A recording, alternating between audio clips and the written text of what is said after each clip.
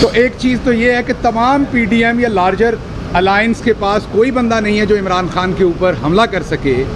इमरान खान के ऊपर कोई इल्ज़ाम लगा सके। अब निकले हैं वो 2-4 चूहे जो जब हवस होती है तो आपने देखा होगा बिलों से निकल के एक बिल से दूसरी बिल में जाते हैं, जो हमारी तरफ से निकले हैं, जो ज़ाहिर बात है हमारा गलत फैसला था तब उनको टिकट देने का, लेकिन उन्होंने अपनी ज़मीर फरोशी की है और अब वो आके ताने कस रहे हैं। इनके पास अपने पास 3.5-4 सालों में कुछ नहीं निकला। जो पहली हुकूमतें थी उनके बारे में आप सहाफ़ी हज़रात पहले साल के बाद ही इतने लंबे लंबे पलंदे निकाल देते थे, किसी और को बात करने की ज़रूरत नहीं होती थी।